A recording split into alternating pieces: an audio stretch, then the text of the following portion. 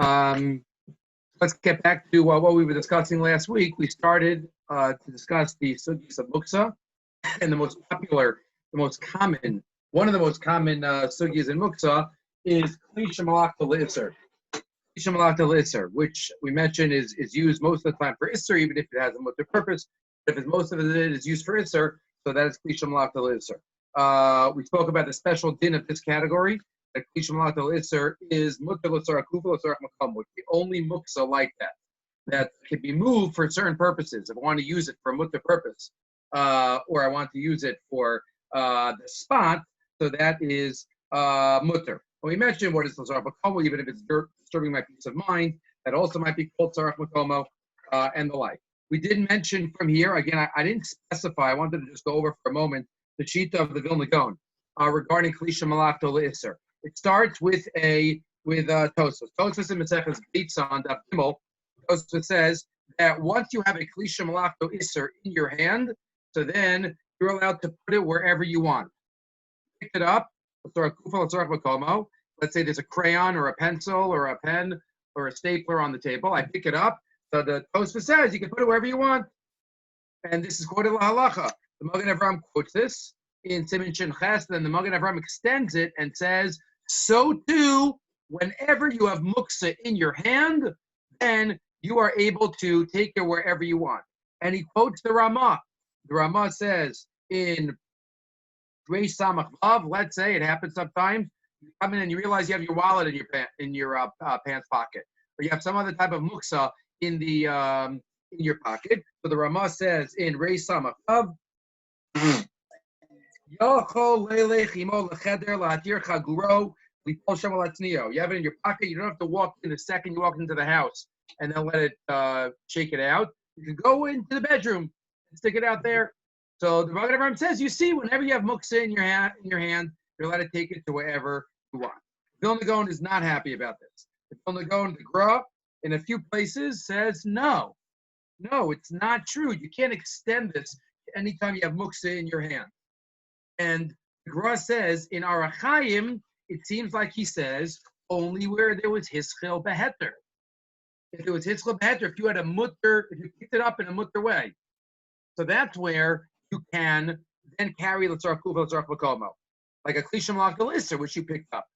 But if you didn't pick it up in a mutter way, so then you can't.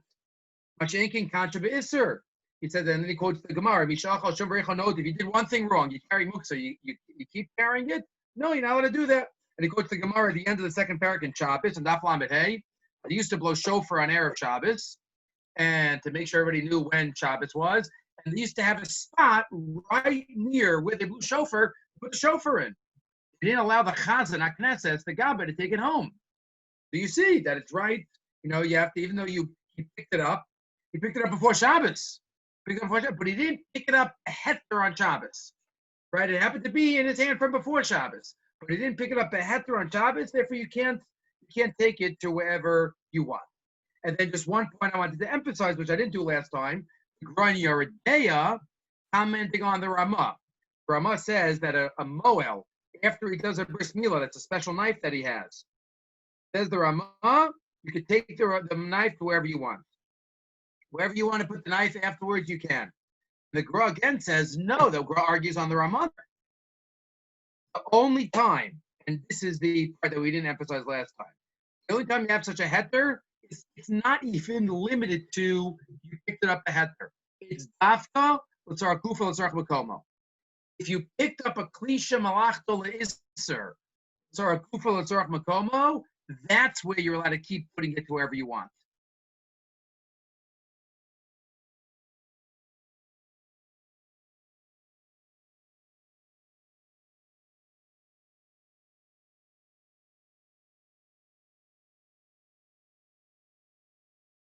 Any purpose. You can't move it. So the Gra says only a Kli Shemalachta L'Isser, which is not really. So that's where if you put it in your hand, l'tzarach kufa, l'tzarach makomo, you can take it wherever you want. But other muktzahs you cannot do that with. That's the shita of the Vilna Gaon. So again, we try to be machmer l'chadchila. But if one needs to, so then one would be able to rely, again, once you have it in your hand, so then you can put it wherever you want, like the Magen Avraham, like the Pashas of the Rabbi. Okay, now let's get to some examples, which we started with last time, before we get to the next category. Some examples. So we started talking about tefillin. Tefillin. What status is tefillin? L'may nafkamina. L'may nafkamina. Is a machlokas haposkim where the tefillin is a kli shemalachto leheter or a kli shemalachto leitzer. This is a big shiloh, meaning why? Let's say I left my tefillin outside. Let's say my tefillin are in a spot which are not safe. Am I allowed to go and handle my tefillin for protection? So that's not l'tzorach kufa l'tzorach makomo. That's what's called mechama l'tzel, from the sun to the shade. Everybody agrees you can move tefillin l'tzorach kufa l'tzorach makomo. Meaning, if you walk into shul and tefillin are on your seat, you can move it. You need the spot.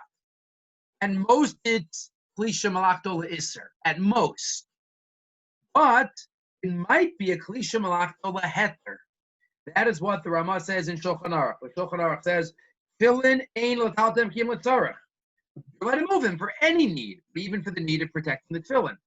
And the Taz in Siman Shin Ches does not like that.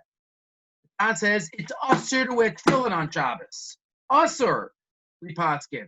Not just you don't have to, it's usher. So if it's usher to wear tefillin, then it's a kli shemalachto le'isser on Shabbos, says the Taz. Even the heter tiltul, totally b'ma she'ein isser b'anachatzon. For a pasak, Abeis Yosef sheish isser b'anachatzon, we paskin it's usher to wear tefillin on Shabbos and Yontif. And therefore, it should be a kli shemalachto le'isser, and therefore, according to the Taz, you cannot move the tefillin for the protection of the tefillin.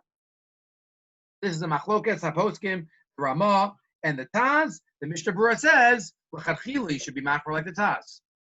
Meaning, if you're going to want to move the tefillin for the protection of the tefillin, just figure something else out to put in the spot. Shas atchak, says the Mishnah Berurah, yish lahakel kadei harishona. Really, one should be careful to try to treat it like a kli shemalachto le'isser. So that is tefillin, which again comes up. What happens if there's a talis also in the bag? If there's a talis in the bag also, that's a topic hopefully we'll get to later, then for sure it's not a problem. That's what's called a basas l'davar asar, ulu davar hamuter.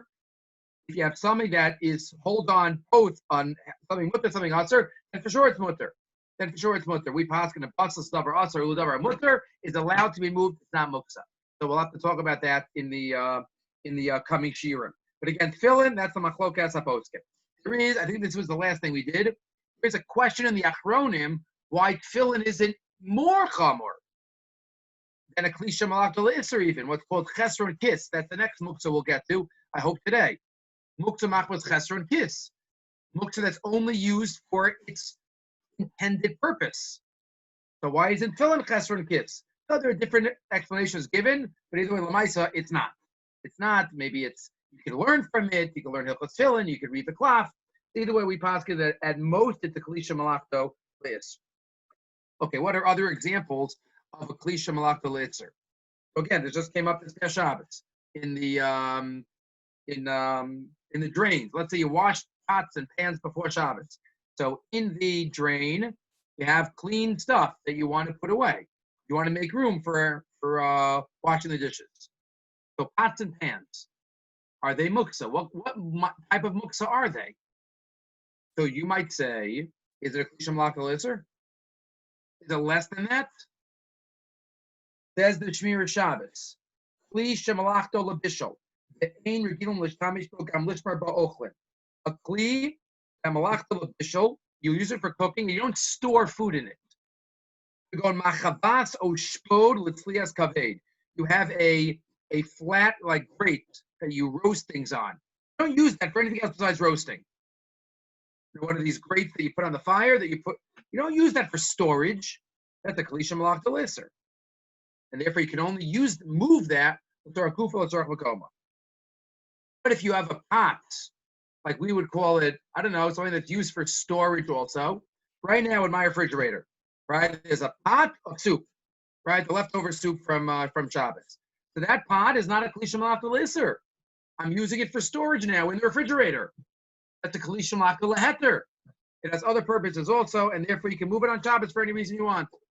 Right? There's no reason that you need to worry about, is it let's start kuvas or bakomo. That could be a difference between a pan, let's say a frying pan you don't use for storage really, a frying pan or anything else that you would only use for the isser, versus something that you might use for storage as well.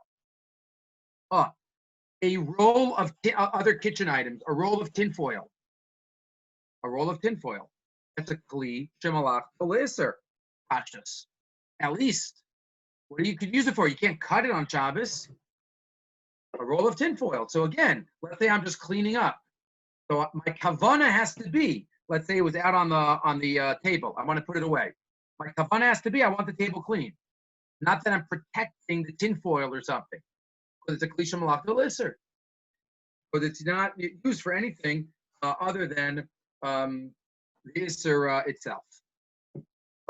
This is something very surprising. Not surprising, but if you think about the lumbus, what about a car? What about a car? A car is the most muktzah. How can you? Let's think about the lumbus. According to many, a car and a pen are in the same category of muktzah. A car and a pen. That's pretty wild. A car and a pen. And a credit card is going to be worse, as we'll see. Why? Says the Shmir Shabbos. Mutter, again, this when he wrote this, the car's lights and dashboard didn't go on when you open the door of the trunk. But let's say you have a car that's dead, or a car that's old, that the lights don't go on. You can open the trunk without any lights going on. Says the Shmir Shabbos, mutter. Mutter l'tov telasha mechonit. You're allowed to open the door of a car. Let's say you forgot something in the car. I think I remember one time, maybe I'm just making this up in my brain, that growing up, one time, we forgot the challahs in the car. Forgot the challahs. What do? So nowadays we would say, forget it. Forget it. Nothing to do. But in the days of old, days of the dinosaurs, when I was growing up, right, so then there were no lights on when you open the car door.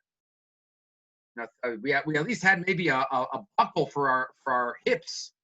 I remember when it became law. I'm not that I'm such an old guy, but I remember when it became law to wear your buckle. Anyway, but let's say there's no lights. Maybe I'm making this up, and maybe not, but it's mutter. You could go into the car and take your challahs out because it's moving the car. The car is a kli shemalach l'isser, and it's moving it l'tzarech gufo. You want to use it to be able to get in. There's only one problem. You can't close the door. You can open the door, but you can't close it. Why would you need to close it? What's the reason for closing it? You're not using it for yourself. You don't need the spot unless you want to sit down right where the door is. And I guess you could be marim for that reason. You want to do it to protect the car. You can't move a kli shemalach l'isser to protect the car. Unless there's something else in the car that you want to protect. Something mutter. So then that would be okay. But just to close the door to protect the car, so that's different. I'll give you another example. What about, this comes up sometimes also, it depends upon the machine. What about a dryer? What about, now Polly, I'll take the question in a second. What about a dryer? Clothes that were wet, that were dry, and you want to take them out on Shabbos. So if when you open the dryer door, the light goes on or off, then you can't. Let's say you have the type of dryer that there's no lights. You want to take out socks. You have socks in the dryer. So a dryer is a kli shemalach l'isser. You can open the door if there are no lights to get the socks. You can't close the door though. You can't close the door, but that's moving it not for the two reasons of l'tzarech kufa, l'tzarech bakomo. But again, that would all be, let's say somebody wants to keep sodas. I mean, this is what we're spoken about in the postgame. You don't have enough room in your refrigerator. It's cold outside. You can put sodas in the trunk of the car. So then that would be maker than mutter if there are no lights that go on. The Shmir Shabbos says, better not to sit in the car. People think that that's not Shabbos thing. Better not to do that. But other than that, a car would be a kli shemalach l'isser. Yes, Naftali. Are you allowed to put something mutter into the car for the sake of being able to say I'm closing the door to protect it? Yes, you can be married. Again, bisman hazeh, cars generally have lights, and therefore there's nothing to talk about. But again, theoretically, I would say that. What else? What are other What examples? about? Yeah.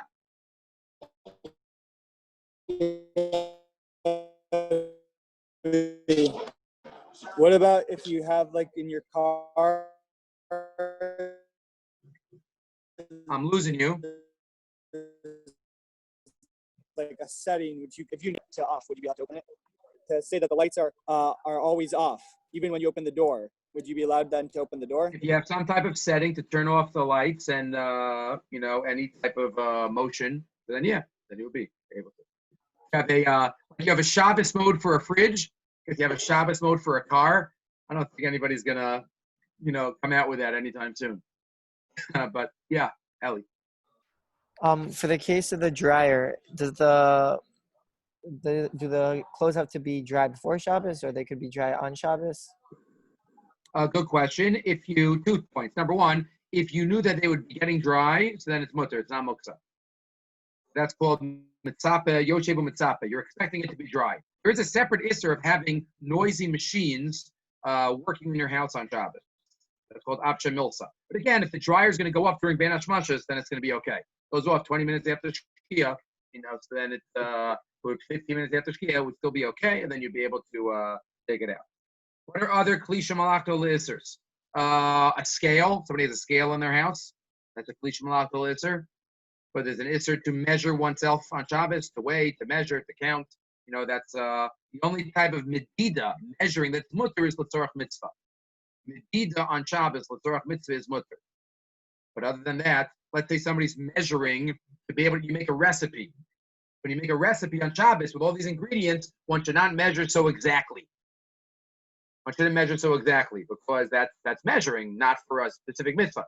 Taking temperature to see if somebody's sick, they need medicine, that's called mitzvah.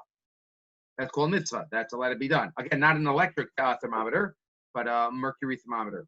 Or some other type of measurement, l'tzorach mitzvah, would be mutter, but not anything other than mitzvah.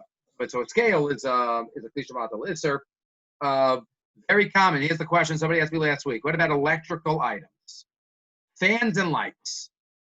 Fans and lights. You can't plug one in on Shabbos or turn it on. But what if I have a fan that's plugged in? So, pashtus, these are kli shemalachta l'issur.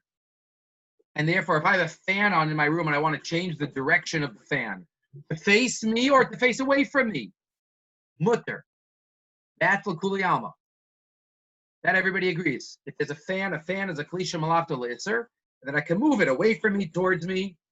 Reb Shlomo Zalman even suggests that it should be a kli shemalachta l'heter once it's plugged in. Because when it's plugged in, there's no chash, you're going to unplug it. So right now, you're moving it, you're not doing any issur. So Shlomo Zalman suggests that maybe it should even be a kli shemalachta l'heter once it's plugged in. That's in Chelik Aleph Siman Tes of the Mincha Shlomo. He said, "Ma'avrer zakuk kol hazman lechashmal shu mechuber elav nira d'malachta l'issur and shakli omich yatzabah d'malachas issur." But here, there's no issur being done, and therefore he says maybe it should even be a kli shemalachta l'heter. Okay, but either way, even if it's a kli shemalachta l'issur, you're allowed to move it with tzarech gufo. So that is a fan. The question is, what about lights? What about lights? I'm not talking here about the Shabbos lights, as they're called. But you don't move the light. Right, you just move the thing around the light or in front of the light. What about mamish moving a light? I have a light at my night, and I want to turn it towards me and turn it away from me. So that starts off as a machlokes. Why would it be different? Why is light worse than a fan? A light might have the status of ish, and moving fire on Shabbos is not allowed. That's why a light might be different. It might have the status of fire. And that is what the Chelkas Yaakov, Rabbi Bryce says, it's a basal davar asur, you can't move it by a light. But there are a number of poskim. The old Muktzah book is the new Muktzah book and the old Muktzah book. The old Muktzah book is Rabbi Bodner. I guess now they're both old. Right? The old Muktzah book was Rabbi Bodner. When I was growing up, there was a Muktzah book. And then Art Scroll came out with a book, I don't know, say for 20 years ago. That's the newer one. But he quotes there that he saw Rav Moshe Feinstein move a light on Shabbos. And Rav Shlomo Zalman matters it, and others. They hold that no, a light is not a fire. A light is constant. It's not like a candle. You can't move a candle on Shabbos, that's for sure. But moving a light where it's a constant, so to speak, flame, there's no problem. And therefore, you can move it toward you, move it away from you. And we'll add, if it's not a incandescent, most lights are fluorescent or LED, then for sure it's mutter. Then for sure it's mutter. Even the poskim that thought it was fire, that it was eish, LED or fluorescent are not fire. And therefore, according to everyone, one would be able to move a light to use towards you, away from you. It would be a klisha malachta le'isser, and therefore you can move it l'tzarech kufo or l'tzarech mikoma. Okay, that's fans, lights. What else? We talk about dryers, watches. A watch is a watch. A klisha malachta leheter le'isser. Okay, you can wear a watch on Shabbos, unless if a watch stops, you can't wind it. Anybody have watches like those? Not anymore. You have to wind it. But if you have one of those, so then as long as it's wound, then one can wear it, then it works. If one has to wind it, that's a problem. What about a phone? What about a cell phone? Yeah, Eli. Rabbi, what about moving an alarm clock that's going off? So to get it out of your So an alarm clock l'chora is a klisha malachta le'isser also. So you want this spot because you don't want the noise, so you can move it. All right. The problem is we usually put it under like 18 blankets, and then all of a sudden somehow it goes off. We have no idea how, but somehow, again, do our best. And davar she'eino miskaven, you just want to cover it up, and if it happens to go off, it happens to go off. But again, that's a klisha malachta le'isser. What about a cell phone? What about a cell phone? You come back to your room and your cell phone is on your bed. So we're going to talk about, hopefully, in future shiurim about if something is really muktzah, can you move it in an indirect way? Everything we've spoken about now is that direct. Move it, let's start kufa, let's start makama. What about a cell phone? What is a cell phone considered? I would say it depends on the person. If you would throw your cell phone across the room to your friend, like most people, and you would give it to your 4-year-old niece to look at a picture and let her hold it by herself. And you're not so, crazy makbid about it, then it's probably also a klisha malachta le'isser. And therefore, it happened in Fat Shabbos. I don't know how my phone ended up on the island in the kitchen Friday night. I don't know how it got there. I was not the last one to use it. Somebody wanted to use my phone. But it's a klisha malachta le'isser. Therefore, you want to use the spot, so you move it away. And once you have it in your hand, you can put it wherever you want. Right? If somebody is very makbid, it's like one of those guys that doesn't even put a case on his phone. It's like very meticulous, doesn't want to perfect, it's beautiful. You don't want to mess with his phone. So then it would probably be in the next category that we'll talk about, and that's chesed and kiss. And that's a more chamor muktzah, as we will talk about. That does not have the heter of zarkuv or zarkama. A laptop probably is not klisha malachta le'isser. Because a laptop, you don't throw around. A laptop is something more significant, even though, I'm talking about price here. I'm just talking about how people treat it, and therefore it's probably not in the category of klisha malachta le'isser, but probably something more cham. Okay, this is all. What about one more interesting question? What about a toy that makes noise? You can't shake a toy that makes noise. That's the isser of hashma's kol. But a toy that makes noise is a klisha malachta le'isser. Giving a toy that makes noise to a 2-year-old. That's mutter, because you're using it l'tzarech gufo. The baby is not mitzuvah. So if there's a child, you can't shake a rattle in front of a child. That's hashma's kol. But giving the child this rattle toy to shake themselves, that is mutter. That is mutter, says the Shmir Shabbos, because that is, again, a klisha malachta le'isser, which is mutter l'tzarech gufo. Mutter l'tzarech gufo, and this is considered l'tzarech gufo. Okay, this is all klisha malachta le'isser. Yaakov, yes. For the rattle, if it's on the floor, is a double chain of miskabin if you move it, if you know for sure, like a couple of pieces. Yeah, you try to do your hit best. each Try to other, pick it up. and As long as you pick it up carefully, you're okay. Because you're not trying to move it, because I don't think it's never shame that it would make noise. Okay, let's get into the next muktzah, and that is muktzah mach with chesron kiss. Muktzah mach with chesron kiss. Again, this is the first real muktzah we're talking about. Meaning, as we said, is not really muktzah. It's more of the gzeira of tiltul kalim. Gemara in Shabbos says it was made at a different time. But now we get into muktzah. Muktzah machmas chesron kiss. What is chesron kiss? This is one of the more chomer types of muktzahs. It's basically any item that you would never use for any other purpose except the one that it's intended for. And any item that you wouldn't use for any other purpose except the one that it's intended for. A Mila knife. It might not be that expensive. Might not be that expensive. Rashi's lashon in Shabbos, Kuf Chav Gimel. Hanech kapid alayu. You're makbid about this. Umiyachi lehem makom. Lo chazul umlach acheres. You don't use it for anything else. The Rambam has an additional point of expensive. Gam of Yikarim. But the Shulchan Aruch does not quote that. Shulchan Aruch does not quote that as a requirement of the Mishnah Berurah does not mention it.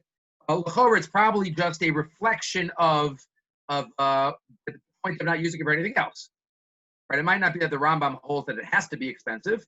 It's just that shows and reflects that it's something that you wouldn't use for any other purpose. That's what Moshe also writes in the Tshuva. So what is the halacha of a klisha of muktzah with chesron kiss? It cannot be moved directly, period. Like most muktzahs. Cannot be moved directly. After we go through a couple of the muktzahs, we'll talk about how are you supposed to move anything muktzah. There's going to be indirect ways of moving things, as we will see. But the Shulchan Aruch says it cannot be moved l'tzarech kufo or l'tzarech bikoma. If I was miyached it, if I thought about it before Shabbos, and I'm going to move it on Shabbos, then it's okay.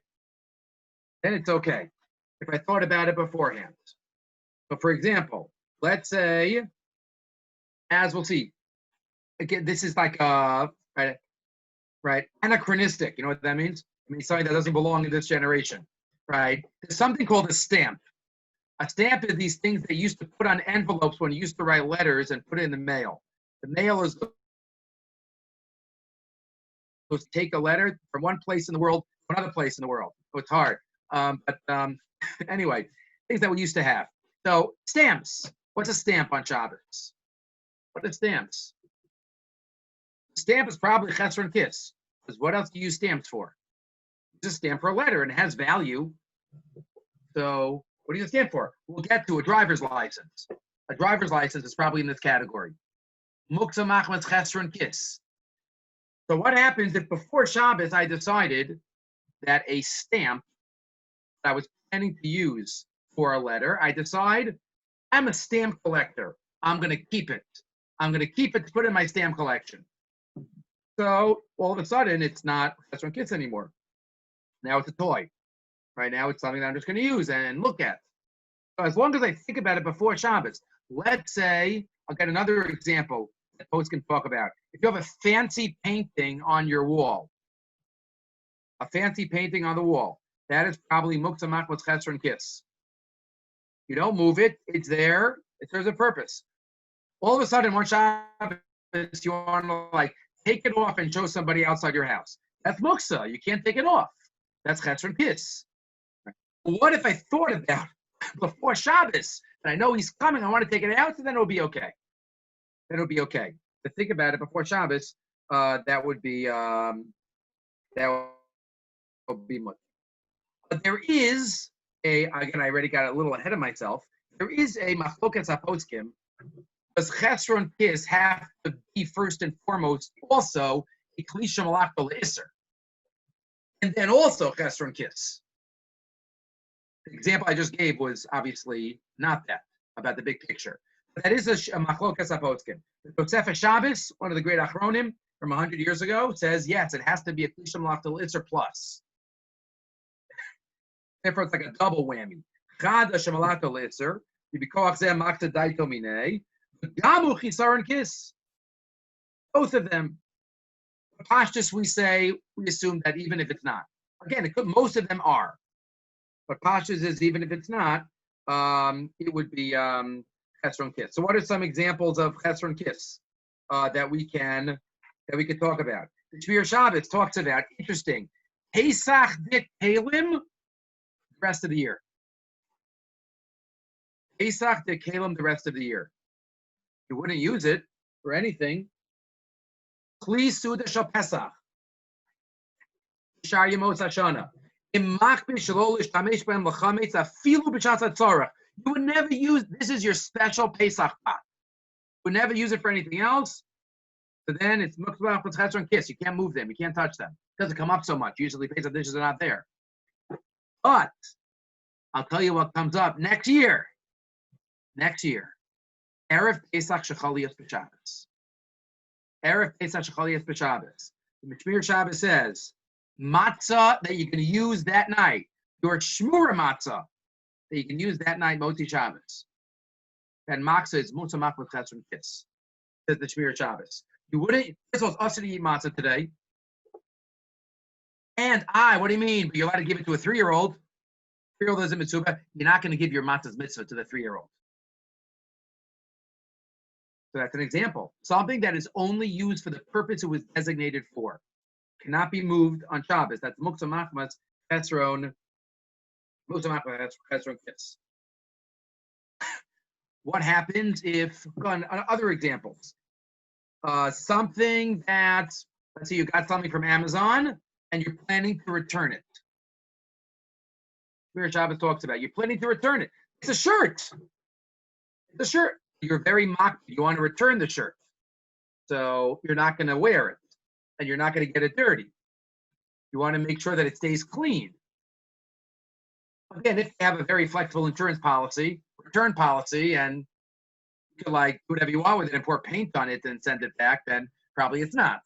But if it's the average store that it has to still look new, so then any merchandise that you are going to return is in its category of Muktzah Machmas Chesron Kiss. It's something that would not be used other than its purpose. We mentioned before the phone. If somebody's very makpid about their phone, a computer, a camera, blank checks. We probably don't have that anymore anyway either, right? Everything is bank transfer. But in the olden days, they used to have checks. A registration for something, a license, a driver's license, maybe a bus card. If you're very makpid about your bus card. Right? You know, if you use it to underline and to use in your svarim, then it's probably klishim latalisser, and you're moving it l'sora gufo. You're not so makbid about it. You keep it in your pocket, but if it's there's certain cards in your pocket that you don't take out except for when you want to use them. Certain credit cards, driver's license. You're not going to use most people don't use their driver's license to underline with. Most. Some people are more relaxed about it. But if these types of things that are mocked about, passport is Muktzah Machmas Chesron Kiss. So these are items that are valuable to me, even if they're not objectively valuable, and therefore they would be Muktzah Machmas Chesron Kiss. Yeah, Mayor. What if one isn't makpid about something? He just happens to not use it for anything else besides for its purpose. I would still consider a Chesron Kiss. If you don't do it, if you don't use it, that kind of shows a little bit that you want to keep it as the for its purpose. To keep it for its purpose. What else can we talk about? I mean, those are the most common Chesron Kisses are the computers, any other type of fancy item. Think of any other type of fancy cleat that you would never use for anything else. If somebody has a very expensive pen, a very fancy pen that you wouldn't use for, a napkin holder, to hold the napkins down, that also could be a Chesron Kiss. Yeah, Eli. Rabbi, what about for an ID? Why would that be a Chesron Kiss? Isn't that just as an identity? Why is that considered for loss of money. Well, what is it? An ID? Yeah, yeah. If something is just like a low-level ID, then if you use it for other things, for underlining this and that, that'll be fine. But if you don't use it for other things and you have to keep it away because you only use it for whether it's a Ravkav or a any other type of credit card, for those things, that would be Chesron Kiss, right? And that would not be able to be moved at all. All of a sudden on Shabbos, I'm going to decide I want to use my license for underlining. That you can't decide that on Shabbos. Yeah, Yaakov. What about, like, we were talking about a portrait or a picture? So if a picture were to just fall off the wall, like next to or onto one seat, they wouldn't be able to move it, or they'd have to use a sheet. You'd have to use probably your body with the shinoi. That you wouldn't be able to put it back up if it's a fancy picture that you wouldn't take off the wall. That's if it's not, then it happens to be on the wall, but you're not laughing about it. Yeah, Naftali. What about something that you only use for its purpose, but only on Shabbos? Like what? Yeah, that was a bad example, but like a Shabbos plate, I mean, that's like a bad example. Stuff that you use for Shabbos is not muktzah. Muktzah, by definition, means designated away, that you're not using it. That's the whole purpose of muktzah. You use it on Shabbos, then it's not muktzah. Then it's not muktzah. Okay. An esrog, an esrog on Shabbos Cholamoid is or Shabbos Sukkot is muktzah machmas chesron kiss. You wouldn't use that for anything else. Yeah, Yonatan. About the machlokes about whether it has to be a klisha malachta or iser before, like, what does that mean? Like, what's an example of something that would be a klisha malachta iser but isn't here? Like the picture we mentioned, the fancy picture on the wall, that's not a klisha malachta iser. So according to certain poskim, that can't be a chesron kiss, because chesron kiss has to be a super klisha malachta iser. But we paskin l'chumra. We paskin that even if it's not. Avi, yeah. What we said before about the phones, that if someone cares about it more than like other people, so like a car park, to get like a clicker to get into the car park, if someone throws it around more than, so like some people don't want to break it, but if someone throws it around, would that be considered a klisha after the issa? Or If it's thrown around, it's a klisha malachta iser. Yeah, it's not chesron kiss. Again, chesron kiss could be something that's it's not objectively not worth a lot, but it's valuable to the person, and therefore they wouldn't use it for any other purpose. That would be a chesron kiss. Okay, so this is klisha malachta iser and chesron kiss. Next time, let's try to go through 3 others. Hopefully, we can see if we could squeeze this into 2 more shiurim. Muktzah machmas gufo, muktzah machmas iser, and then nolad, and then we'll get into basas zavar aser and migu diskatzoi. Some important muktzah items, topics that come up. Okay, we'll stop here. Right, lunchtime.